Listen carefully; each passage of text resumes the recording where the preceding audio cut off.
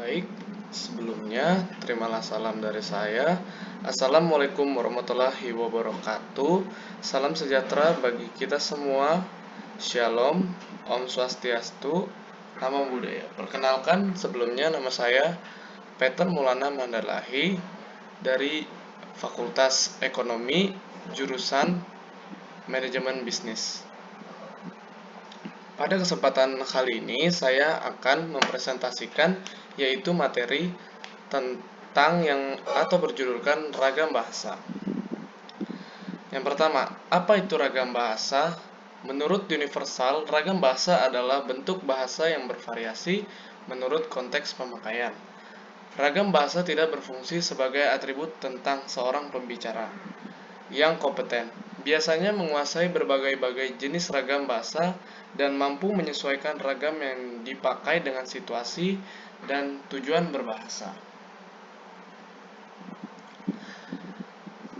Menurut media atau sarana, yaitu dalam ragam bahasa, penggunaan bahasa yang berdasarkan media pengantarnya atau sarana yang digunakan terbagi atas ragam lisan dan ragam tulis.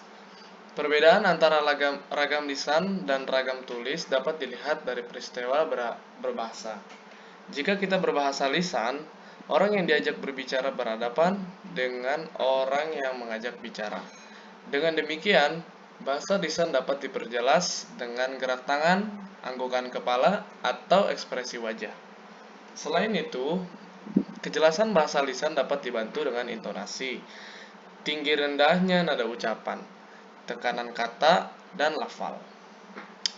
Dan untuk lebih jelasnya, berikut merupakan ciri-ciri ragam bahasa lisan. Yang pertama, memerlukan orang kedua atau teman bicara. Dan yang kedua, tergantung situasi, kondisi, ruang, dan waktu. Dan yang ketiga, tidak harus memperhatikan unsur gramatikal, hanya perlu intonasi serta bahasa tubuh. Contoh ragam lisan penggunaan bentuk kata.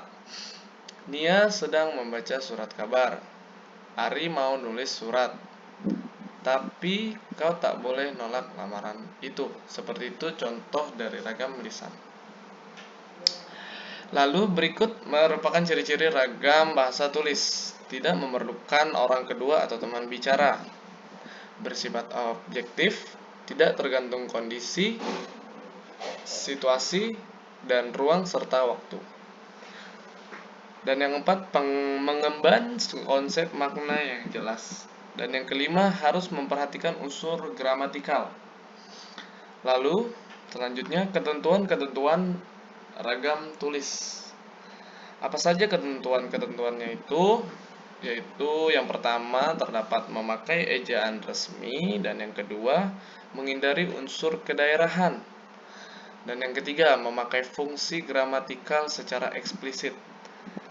Yang keempat, memakai bentuk sintesis. Yang kelima, pemakaian partikel secara konsisten.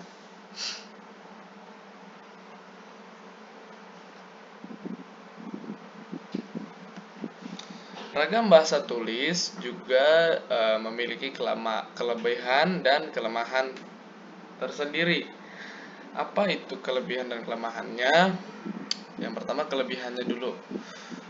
Yang pertama, kelebihan dari bahasa tulis, ragam bahasa, yaitu informasi yang disajikan bisa pilih untuk dikemas sebagai media atau materi yang menarik dan menyenangkan. Nah, kedua, umumnya memiliki kedekatan budaya dengan kehidupan masyarakat.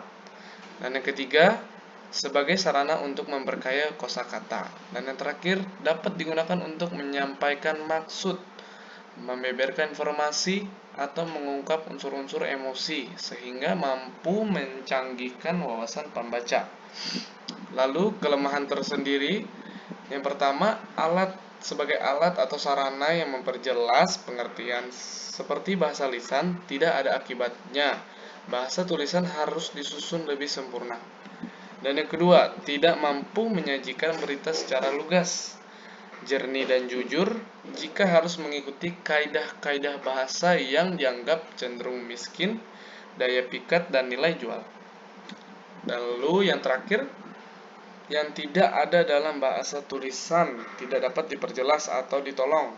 Oleh karena itu, diperlukan kesamaan yang lebih besar dalam ragam tulisan. Lalu kita ke poin yang kedua, ragam bahasa menurut pendidikan. Ragam bahasa menurut pendidikan terbagi atas ragam baku dan tidak baku. Beberapa penyusun buku seperti yaitu Zainal Arifin dan S. Amron Tasai sejak 1999 tanggal 18 sampai dengan tanggal 19 mengatakan bahwa pada dasarnya ragam tulis dan ragam lisan terdiri pula atas ragam baku dan ragam tidak baku. Yaitu yang pertama, mantap. Mantap artinya sesuai dengan kaidah bahasa. Sebagai contohnya yaitu kalau kata rasa dibubuhi awalan pe akan terbentuk kata perasa. Kata raba dibuahi pe akan terbentuk kata peraba. Oleh karena itu, menurut kemantapan bahasa, kata rajin dibubuhi pe akan menjadi perajin, bukan pengrajin. Kalau kita berpegang pada kata sifat mantap, kata pengrajin tidak dapat kita terima. Lalu yang kedua, dinamis. Dinamis artinya tidak statis, tidak kaku. Bahasa baku tidak menghendaki adanya bentuk mati. Sebagai contohnya, kata langganan mempunyai makna ganda yaitu orang yang berlangganan dan toko tempat berlangganan. Dalam hal ini, tokonya disebut langganan dan orang yang berlangganan itu disebut pelanggan. Dan yang ketiga, cendekia. Ragam baku bersifat cendekia. Kenapa? Karena ragam baku dipakai pada tempat-tempat resmi. Perwujud ragam baku ini adalah orang-orang yang terpelajar. Hal ini dimungkinkan oleh pembinaan dan pengembangan bahasa yang lebih banyak melalui jalur pendidikan formal atau sekolah. Isi bahasa baku mengungkapkan pemikiran yang teratur, logis, dan masuk akal. Lalu yang terakhir, seragam. Ragam baku bersifat seragam. Pada hakikatnya, proses pembakuan bahasa ialah proses penyeragaman bahasa. Dengan kata lain, pembakuan bahasa adalah pencarian titik-titik keseragaman. Pelayan kapal terbang dianjurkan untuk memakai istilah pramugara dan pramugari. Andai kata ada orang yang mengusulkan bahwa pelayan kapal terbang disebut steward atau stewardess dan penyerapan itu seragam, kata itu menjadi ragam baku. Next. Lalu di sini terdapat ragam baku tulis dan ragam baku lisan. Dalam berbahasa Indonesia, kita sudah mengenal ragam lisan dan ragam tulis, ragam baku dan ragam tidak baku. Oleh sebab itu muncul ragam baku tulis dan ragam baku lisan. Ragam baku tulis adalah ragam yang dipakai dengan resmi dalam buku-buku pelajaran atau buku-buku ilmiah lainnya. Pemerintah sekarang mendahulukan ragam baku tulis secara nasional.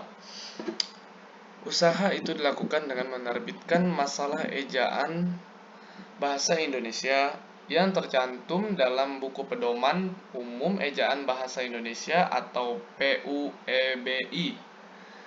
Sering disebut seperti itu atau disingkatnya seperti itu.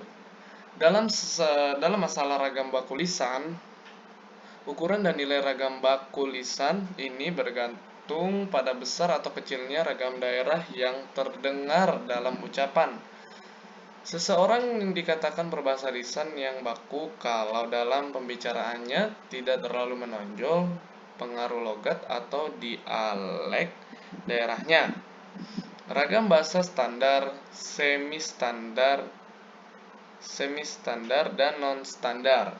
Pembedaan antara ragam standar, non-standar, dan semi-standar dilakukan berdasarkan yaitu topik yang sedang dibahas, hubungan antar pembicara, medium yang digunakan, lingkungan, atau situasi saat pembicaraan terjadi.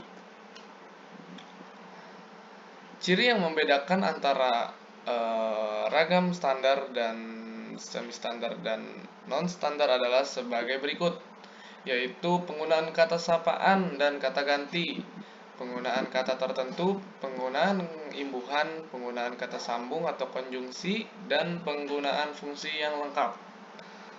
Penggunaan kata sapaan atau dan kata ganti merupakan ciri pembeda ragam standar dan ragam non-standar yang sangat menonjol. Kepada orang yang kita hormati, kita akan cenderung menyapa dengan menggunakan kata bapak, ibu, saudara, atau anda. Jika kita menyebut diri kita di dalam ragam standar, kita akan menggunakan kata saya atau aku. Dalam ragam non-standar, kita akan menggunakan kata gue, gua, atau gua. Penggunaan kata tertentu merupakan ciri lain yang sangat menandai perbedaan ragam standar dan ragam non-standar. Dalam ragam standar digunakan kata-kata yang merupakan bentuk baku atau istilah dan bidang ilmu tertentu. Penggunaan imbuhan adalah ciri lain. Dalam ragam standar kita harus menggunakan imbuhan secara jelas dan teliti. Kelengkapan fungsi merupakan ciri terakhir yang membedakan ragam standar dan non-standar. Artinya, ada bagian di dalam kalimat yang dihilangkan karena situasi sudah dianggap cukup mendukung pengertian. Dalam kalimat-kalimat yang non-standar itu, predikat kalimat dihilangkan. Seringkali pelesapaan fungsi terjadi jika seperti itu. Lalu yang terakhir yaitu kita memiliki ragam bahasa dalam bidang wacana. Ragam bahasa bidang wacana meliputi ragam ilmiah dan ragam populer. Ragam ilmiah merupakan ragam bahasa yang digunakan dalam kegiatan ilmiah, ceramah, atau tulisan-tulisan ilmiah. Sementara itu, ragam populer digunakan dalam pergaulan sehari-hari dan tulisan populer. Ciri-ciri ragam ilmiah tersendiri yaitu bahasa Indonesia ragam baku, penggunaan kalimat efektif, menghindari bentuk bahasa yang bermakna ganda, menggunakan kata dan istilah yang bermakna lugas, dan menghindari pemakaian kata dan istilah yang bermakna kias. Menghindari penonjolan personal dengan tujuan menjaga objektivitas isi tulisan. Dan yang terakhir, adanya keselarasan dan keruntutan antar proposisi dan antara linea. Ya, hanya itu saja yang bisa saya presentasikan. Terima kasih. Terima kasih. Salam sejahtera untuk kita semua.